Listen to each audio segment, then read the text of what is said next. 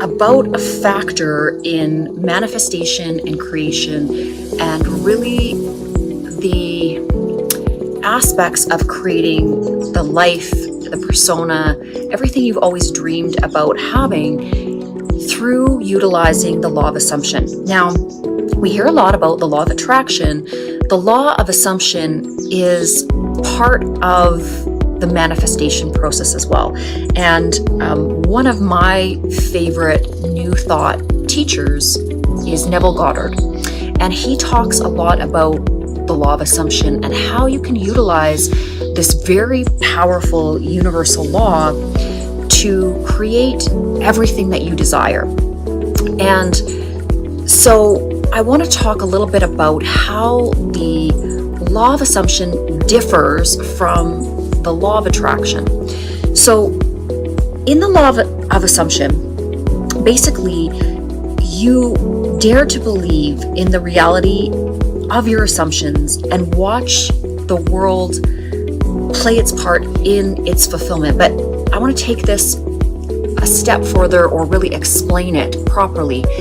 And it's a lot more about becoming in the moment. So it's a little bit of the principle of fake it before you make it, in a way, like in terms of if you want to be a really strong leader, you have to assume that role in the immediate now. You have to become whatever it is you seek to be. And it's the principle that there's no delays. So you are that actual thing in the reality of now. So let's talk about it through an example. Let's say you want to be, a president of a company, a boss. You want to be a very successful business person. You basically have to, in this very moment, act and create everything around you as if you were already there. So that means that you're going to dress the way that successful person would dress. You're going to present yourself the way that successful person or that president or, business mogul would present themselves. If you are going to walk into a coffee shop or a restaurant or anywhere you go in life, you are already in that persona. You've already made the assumption that reality is already your reality. So you actually are filling the shoes of that assumptive creational reality before it exists. And it's very powerful, because when you're meeting other people, when you are interacting with the universe at large, the quantum field, your three-dimensional reality, you are already that thing.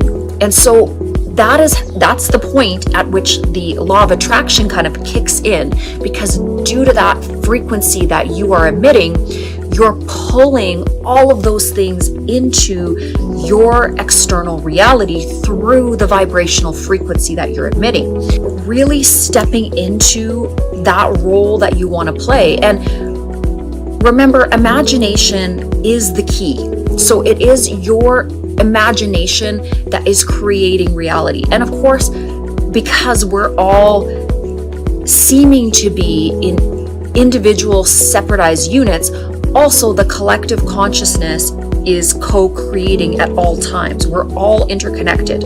All of our thought forms through their wave vibration are bumping into each other, affecting each other, and essentially that is the outpouring of everything we are seeing on planet Earth. What we think is going to out-manifest.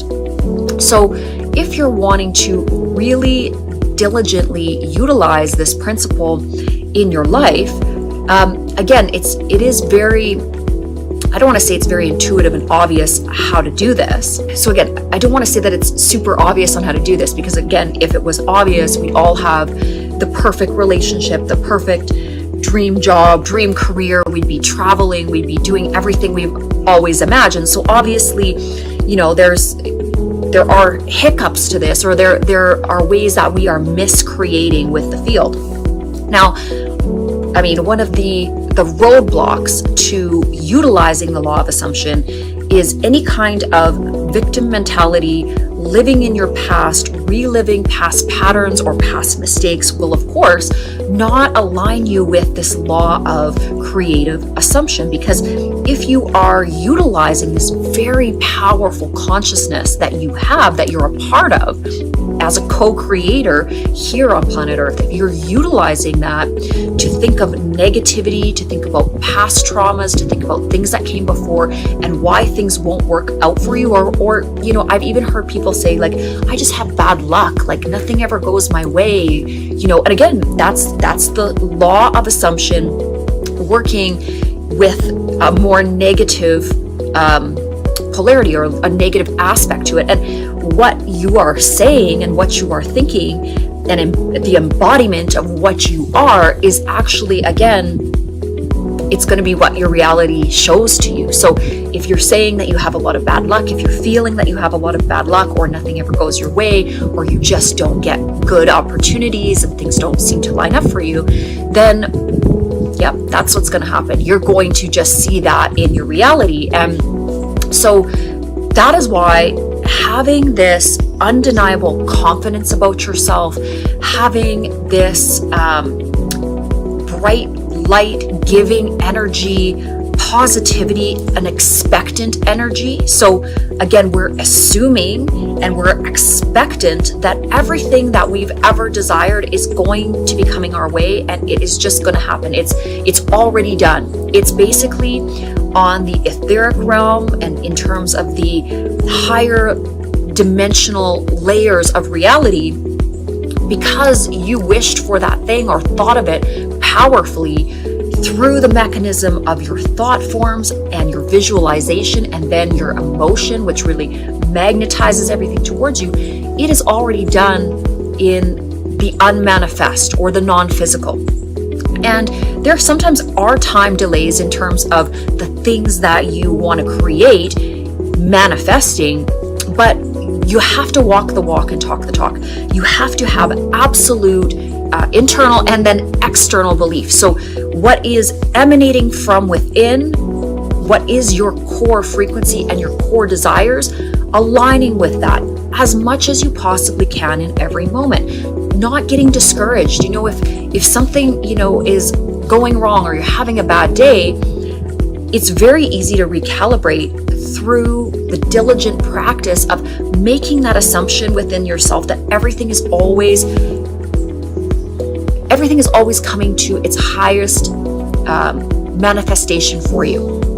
And then really acting the part, becoming the player in the play. You know, if you want to be that character, if you want to be the king, if you want to be the queen, if you want to be, you know, whatever the star role you want to play in your own story, you have to be willing to play it. You have to be willing to come with all you are and all within your spirit without any fear and assume that role. That's what, you know, any great actor or actress does in terms of, you know, on the silver screen.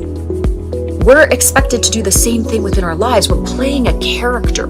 We're playing out the best version of our lives, or potentially the worst version of our lives. It can be a horror story, it can be a drama, it can be a tragedy, if that's what you are aligning to.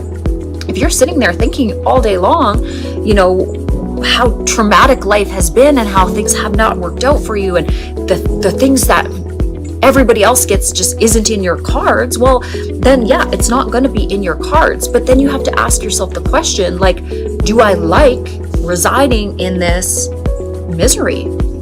I mean, and maybe you do. You know, I know for myself, a little bit of my backstory, that essentially sometimes I was entertained by my own tragedy. Like, I kind of settled into that whole story of, you know, having a rough time, a rough go. You know, things weren't aligning the way I wanted to, but that story had its own magnetism, and I kind of bought into it for several years, that victim mentality. And what did I create? More of the same. I was just a victim that was, you know, loving my Shakespearean tragedy.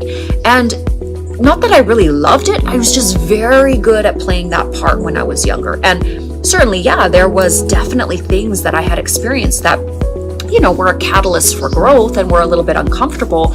But also made me so wise and also gave me so much character and the ability to handle so much. So now in retrospect, I understand how dynamic those roadblocks or those things that kind of tripped me up made me to tackle the things that I'm now interacting with. So I see the beauty in hindsight. And again, in terms of the law of attraction, the law of assumption, when you assume a role, if you want to be, a powerful player, you're going to have the skills to do that. So again, in that whole aspect of faking it till you make it,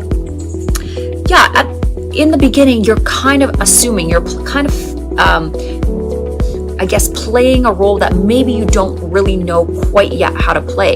But the more that you get up every day and you play that role and you become that thing, it just becomes you. It's like you merge into the vision that you want and you become, that's the manifest destiny. That's how you manifest your destiny. That's how you create exactly where you want to travel. And I never want to say you want to end up, because again, there is no end destination. You have to understand that everything is always cycling. Everything is always growing, renewing, learning. And so this idea in this finite ending is so inaccurate. And it's kind of almost like where fear was almost born, in this kind of distortion of some sort of an end.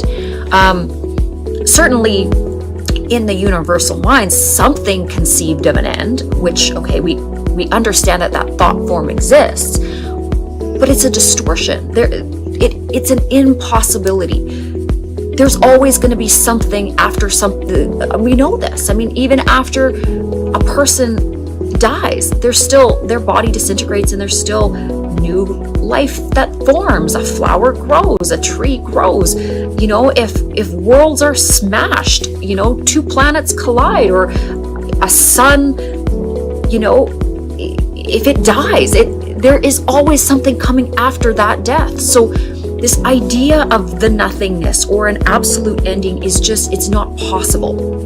So you have to really understand that is a third dimensional linear timeline concept that actually doesn't exist in creational reality. And due to the mechanism or the container of our body and our brain, and the way that we have our five senses, some of us also have six senses, or more, but due to this fact, we actually cannot conceptualize what that is. The lens that we are experiencing reality through in the current third dimension cannot accurately compute forever, eternity, things that are eternal. Our brains are not set up or designed to do that. So we have to have, in a fearlessness, we have to have a conceptualization that it just is, that I am, you are, what is, it just exists, and let it be, because it's not possible for us to understand infinity. It just is not through the lens of the third dimension. Now, in higher dimensions, wisdom is integrated and understood in greater acceleration and complexity. But again, the mechanism and the lens by which we view it through is also different. So just accept that this is a journey, and it's an exciting, beautiful journey. And part of that journey, the amazing part when you finally understand why you're here, is to create the most beautiful version of a life that you can imagine. That is your role. And what makes it beautiful here's a few pieces of the secret sauce, or a few ingredients for the secret sauce. What makes it beautiful is the unfoldment of the energy, the desire, the story in a way that lifts all others. The more grand, the more exciting, the more that you expect the magical, the miracles, just the things that Dare to dream. Dare to dream. When we think of anything that has out manifest, whether it's an airplane or whether it's going to the moon, the things that are inside your soul, the really exciting, magnetizing, incredible things that are inside of you that you think just can't be possible, those are the things that you have to dream. Those are the things that make the world a better place. And usually those really incredible dreams align with changing the lives of many people. They should. Now, of course, there's people that have, darker thoughts, darker dreams. They maybe want to tear things down, or they want to destroy things, or they're in that negative polarity, service to self, and they feel that, destruction of others and consuming and, really taking everything they can for themselves in just a very short, in terms of the linear timeline, a very short life, a very short timeline. And due to free will, that is also allowed. And again, back to the law of assumption. If what you are assuming to be, or what you are wanting to create, is this sort of dark character, and you assume that role very well then likely it's going to play out for you exactly as such. So, be careful what you wish for. I mean, in the cases of having really dark, distorted manifestations and putting on those shoes, there can be a lot of negative fallout from that. I mean, we can even see this with actors that have taken on really dark roles, and all of a sudden, because they've attuned their thought forms to this dark energy, it actually destroys them. They have to become that part and that distorted kind of thought form or creational character, and they can't get out of that trap of that negative energy. So be careful what you want to test out. Be careful what character you want to play, because you might play it for a while, so much so that it becomes exactly what you are, and what is out manifesting around you is literally a nightmare, a horror story, something that you actually can't handle, right? So again, myself, when I utilize this law of assumption,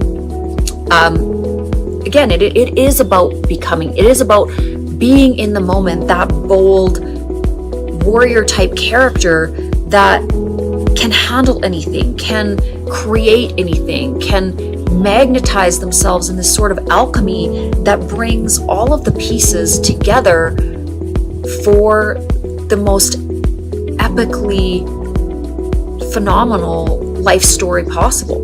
I mean, isn't that what we all want? And the other thing here is, it can be entertaining to sit there and watch TV and watch fictitious characters do things, actors playing roles. And that is a mechanism of learning. Please understand that within the universal consciousness, movies and these ideas spread to the mass consciousness. This isn't an accident. It's allowed to happen. It's a way that we can affect the collective consciousness in a very poignant way and really direct the narrative. And a lot of these movies are really they're catalyzing. You can really almost feel the emotion through the music and just the way that everything plays out. You can feel yourself becoming that character.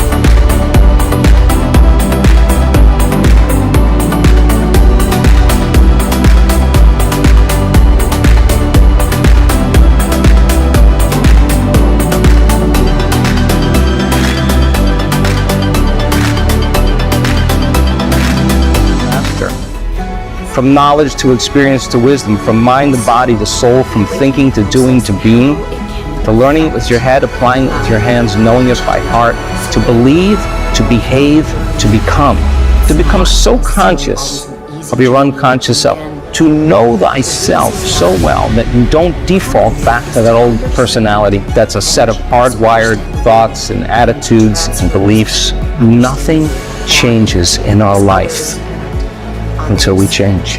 And the only way we're going to change this world is we got to change us. People have to change. And when enough people change, I think that's the moment that who we are as a species of human beings begins to awaken. I have heard there for the longest time that there's a coming of a new consciousness, and I really believe it's not one person. I think it's a collective network, it's a collective consciousness, and there's a stigma in the world that if you lead with too much passion, you get it in the end. Every charismatic leader paid the price, but if everybody's leading, you just can't take out everybody now, can you? Ground yourself, how to understand this process. So my name is Amna Dugwam. I'm the host of the Know Thyself podcast. And it's my devotion really with this show to bring forth conversations that are accessible, digestible, that allow us to deepen our sense of knowing ourselves. I think that when we know ourselves, we're less easily controlled by outside influences. When we know ourselves, we're tapped to a power within that allows us to navigate our dharma, what our true calling is. Into somebody else's aura that is not in peace or not being authentic, I can immediately recognize all of the plays they are making on their chessboard. It's just very evident. And so that telepathic communication is something that is very hallmark of the spiritual awakening. You really start to understand what others are doing even before they understand it themselves. And this can be quite disarming because you just have this top-down eagle's eye view of things. Now, it doesn't trigger you, it doesn't really bother you in the sense that, you know, it's not too much information per se, but it can feel a little bit isolating in the sense that you will encounter a lot of other individuals that are very unawakened or unaware or living from a very third dimensional ego-based perspective, and it can be increasingly difficult to interact with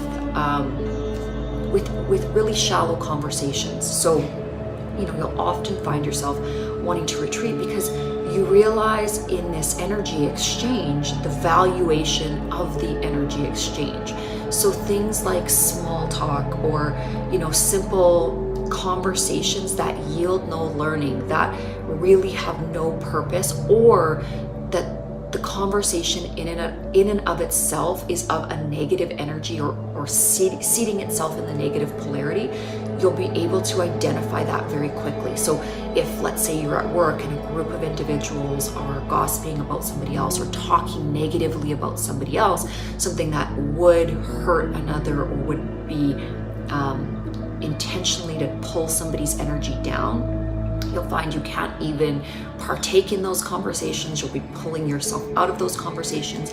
And again, from an energetic perspective, all this means is that energetically, you can't tolerate that negative lower vibration. So you're understanding that your energy, everything that you are, your essence, is moving up that vibrational scale. So anything that is not serving you, you won't be in alignment with it, and you actually won't be able to even stand it. Sorry, my little cactus keeps poking me in the elbow here. But yeah, you just won't even be able to stand that energy or that dialogue. Because remember, the words we say, they are a frequency. So our voice is a frequency. The words that we are actually emitting has a frequency and a carrier wave that affects the quantum field. And you will feel it as, you know, more and more, especially if you're an empathetic, kind person, a big, you know, a giver, somebody that is really in service and giving your energy. Those that are imbalanced will be attracted to your balanced energy, and it's because they are seeking that balance. You know, just think of the polarities or that magnetic, you know, the magnetic poles of, you know, a magnet. everything is balanced. We're always trying to balance everything out in the universe. So if you have a person around you or a group of people that are very unbalanced, they will be very magnetized to a balanced energy, or an energy that has a high ratio of positive output. So if you're very giving, if you have a lot of wisdom, if you have a lot of light, others will be attracted to you. But oftentimes they're attracted to you because they don't want to do their own work, and being in your presence calms them and sets them at ease in terms of the quantum field. But what it does is it imbalances you, and you'll feel it in your aura as a kind of pulling. So as they move towards you on the energy grid, and you feel their kind of chaotic energy, I'm to the point now where I have a lot of, telepathy, and I can actually feel their thought forms, and some of them are very chaotic, some of them are very dark, they're learning, but some of these darker thought forms are, they're consuming, they're wanting to consume the energy of others, because again, they're asleep, they're not awake. Now this can play out in multiple ways. So it can be that victim mentality where they're trying to pull on the energy by playing the victim and really wanting to steal that light love source energy. Instead of, when they're playing the victim, instead of just doing their own work, they want somebody to hear that lower vibrational, conversation. Not that you don't hold space for them. Being very balanced, you're always going to hold space for those that are not in a good place, but you have to be energetically yourself very balanced and very high vibrational, and then you open the door of counsel. Then you basically say, I'm here, this is my wisdom. And for myself, the easiest way to do it, to keep my energy very pure, is to do videos, because I'm not letting anybody specifically into my auric field in a very close range. It's somewhat detached and removed, but I can still help without draining myself. Obviously reach a lot more of the collective consciousness this way, okay?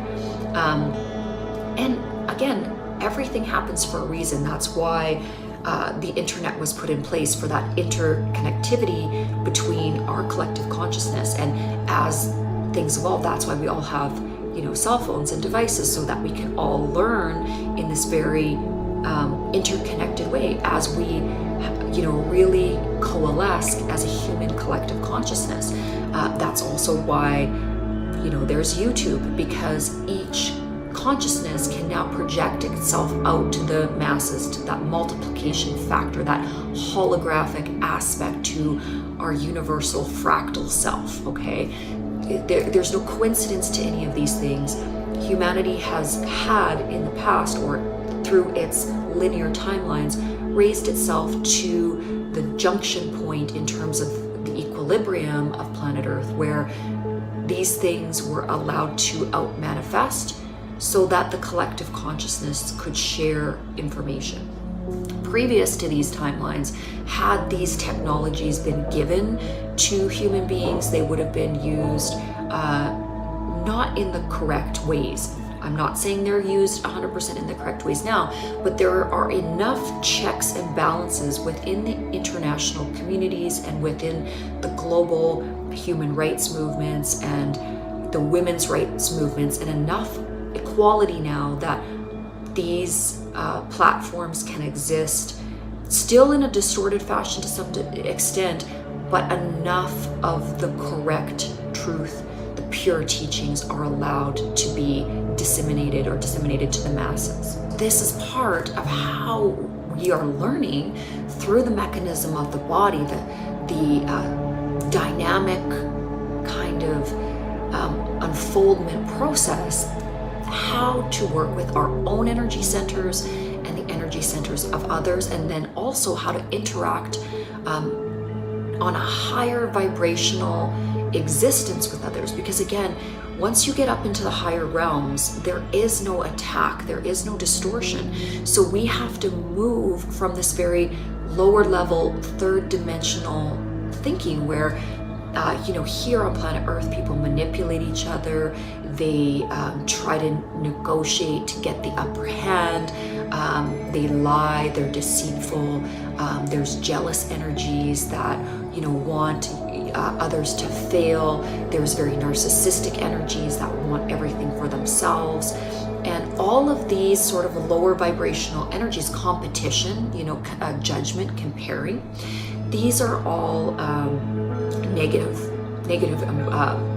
calibrations, and they're very low vibrational energies. So as you go through this ascension process, you're actually going to be processing those frequencies and those energetic codes out of your aura. That's part of the process, out of your emotional body, out of your spiritual body, out of your physical body, out of your intellectual body again. And this is difficult because we have all grown up with being taught by society that some of these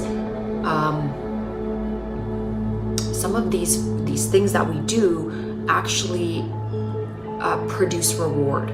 So, if we can be the most manipulative, or if we can negotiate well, lots of cultures elevate negotiation. So if you can really barter that other person down, that's a good thing. That's been taught by generations passed down. But actually a spirit of negotiating to try to leave the other with lack and not coming towards them with as much offering of service, love, and kindness, valuing the other is the highest form of gratitude and seeing and serving another soul. So here's an example. Even in business or anything I do, I've learned that if somebody puts a value on their service, okay, or value on who they are, and that's the value that that other person has decided, it's not my position to evaluate them.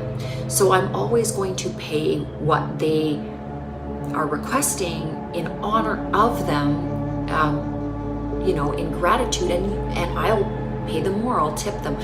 Because again, it's my offering to their energy field. I want to always give more, to augment, to extend.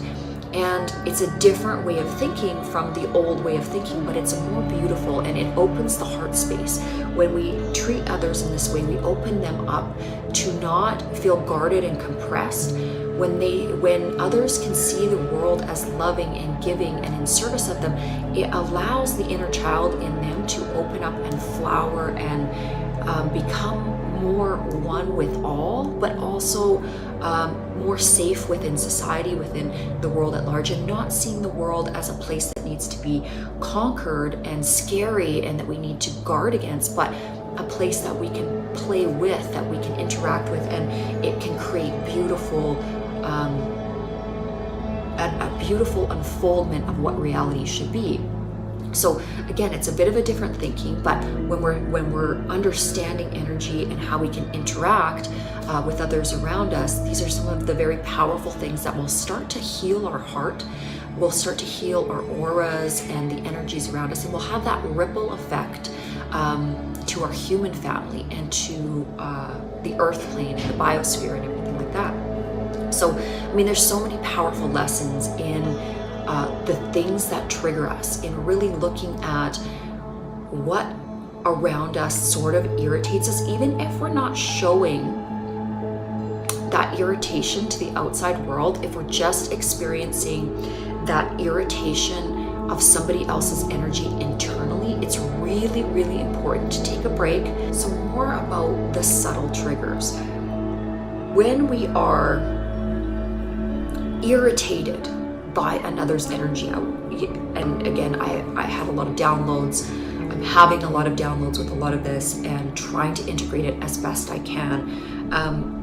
What it's always asking us to do, what a trigger is always asking us to do, is put ourselves in the most high vibrational mindset in that now moment.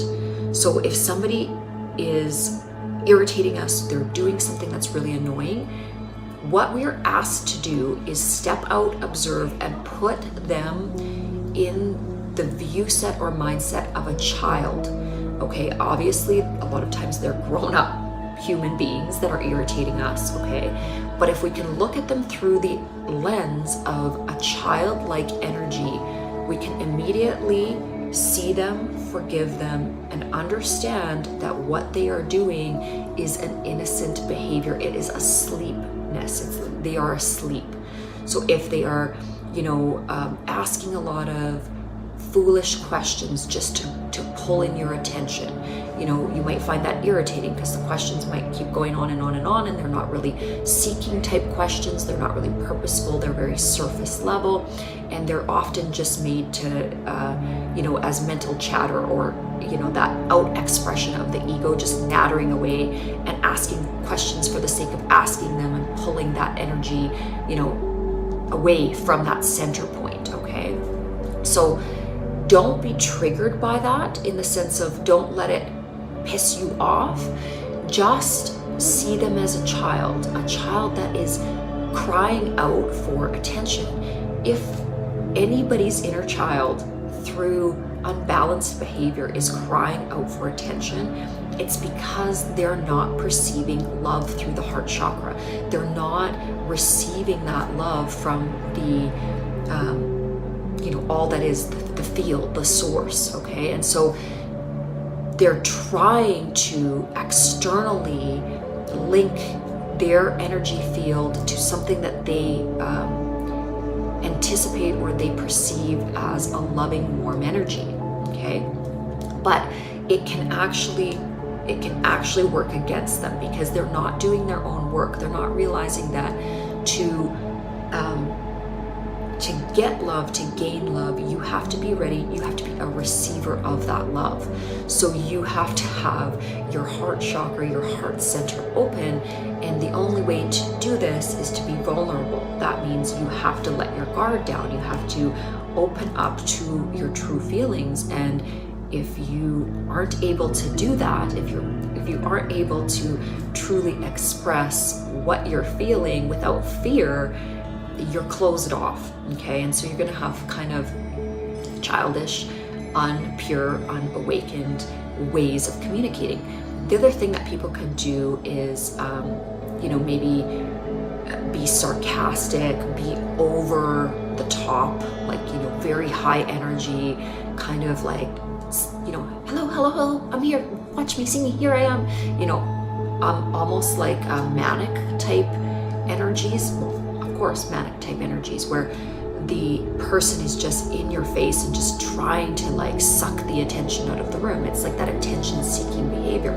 Now, there's a difference between somebody that is seeking attention in a toxic way and somebody that is just in their own flow state.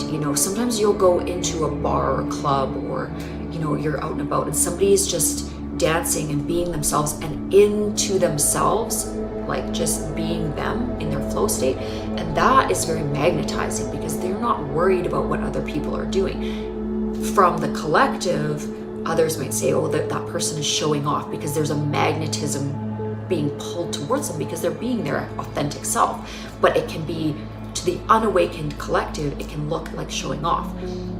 However, there's another type of toxic energy where a being is not showing off, but is like acting out, like being larger than life to get attention and looking for that attention, and then therefore, trying to gather that attention to themselves.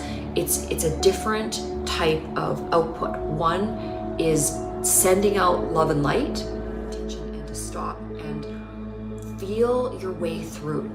This is a feeling journey. When you start this ascension journey, you really have to understand that you are going to have to get to know yourself. This is an individual journey. It's scary because, again, we're used to latching on, we're used to codependency in a very toxic way so that we don't have to do our own work. And when you go on this journey of seeking, it is an individual journey. Now remember, in this, and this will be kind of a safeguard or a security blanket for you, it is you walking with divine. So it's not individual in the sense that your ego self needs to be scared. Your ego will be triggered, and it will feel fear, and it will feel frustration and irritation, anger at times, heavy emotions. But if you can just center yourself into the fact that you're making that journey, you're bridging that gap, and you're taking yourself home. So you're walking that path between the ego self, allowing it to disintegrate piece by piece, and moving step in step back towards divine consciousness and returning home, returning back into God. And of course, you separated from that divine energy. You did that to learn, to seek, to understand all that is.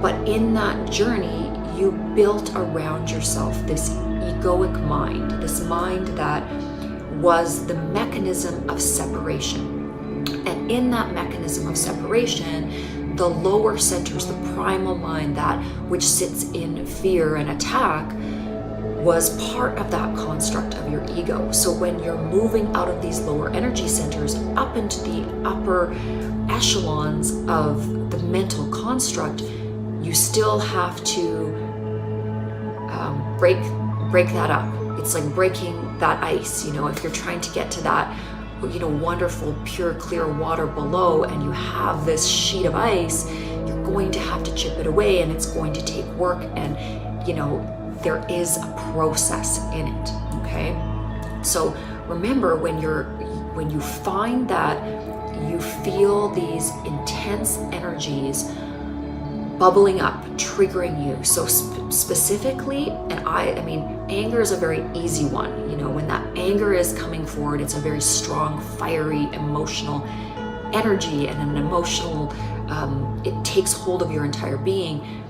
Feel it, work through it, but make sure you don't allow that energy or that vibration to hurt others. Just observe it. Kind of take that third party view, step outside yourself, and ask yourself, what is triggering this anger? I love journaling for this reason, because you can kind of stop and write it out.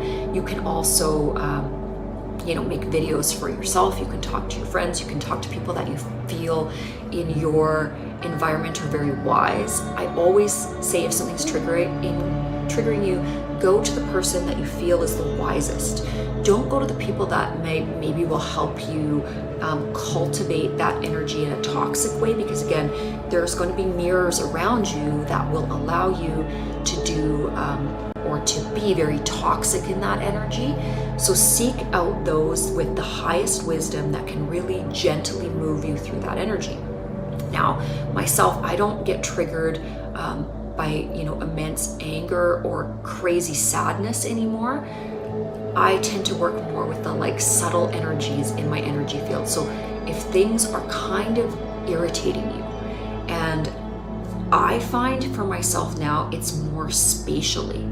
If I'm working with my energy field and somebody is in my space, or crowding me, or coming into my space and trying to disarm my energy in a way that it is it's childish. I don't know. It's like they're needing to suck energy from me because of their own insecurities. I don't like that energy. It offsets where my mission and my goal is towards you. And the other is that very insecure energy. Now I'm gonna do this, and I'm gonna be bold, but I'm gonna look around, like, who's watching me, who sees me, who's wanting me right now, like that attention seeking, right? So this can also play out for a toxic low vibrational energy of checking social media a lot, like who's watching me, who sees me, who is liking what I'm doing, are others, do others approve of me? Am I doing this right? Like, am I beautiful? Am I attractive? Like, that is a very unawakened, three-dimensional, frantic energy. When people are doing that, if you find yourself doing that and you're like, kind of in that desperate energy, that again is a trigger of not being in the oneness, that centeredness. You're not seeing yourself, your authentic self in your beauty, okay? So just remembering that it is so super important that we ground ourselves in the beingness of who we are, allowing our flow state to happen, but don't do it for the wrong reasons. Don't be going into your flow state so that you can garner attention from others. That's not the point. The point is not to get as many likes as possible. The point is not to get as many followers. I mean, that's great. If somebody follows your advice and it's good advice, fine. But stop that calibration. That's the ego. The ego mind wants to know how many. It wants to quantify everything. It wants to qualify everything. The intuitive divine mind needs none of that because it knows it is all. It knows it has everything. It knows it's balanced, it's centered. It is everything anybody would ever need. It is enough. It doesn't have to. So even from a body standpoint here, okay, when you're in your true authentic flow state, okay, and you're in your beingness, your oneness, right? You don't need to go out and get a bunch of plastic surgery. You don't have to run to the mall and consume, buy things and fill yourself with stuff. You don't have to have that fancy car or the perfect life or, the perfect friends. You don't need to take selfies and post things all day long because it doesn't matter.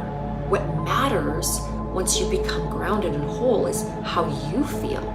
Are you feeling good? Are you doing the things that make you feel good? Are you playing with energy and playing with your own energy in a way that fills you up? Like when you're full and you are over, like if you're bubbling over with this amazing divine energy, then you want to give. Then you can go and be and do your passion, and like things start spilling out of you, just this creative force. That's that divine force. But you can't be sitting over here in ego wanting to know, who else is seeing me? Like, who loves me? Who wants me? Who likes me? Okay. And another way that this can play out, okay, is actually what I'm going to talk about in my next video, which is this toxicity in interpersonal relationships and special relationships. I think it's really important that we understand what a healthy, healed, divine relationship looks like, whether that be from a platonic sense, a friend sense, family sense, romantic relationship sense, okay?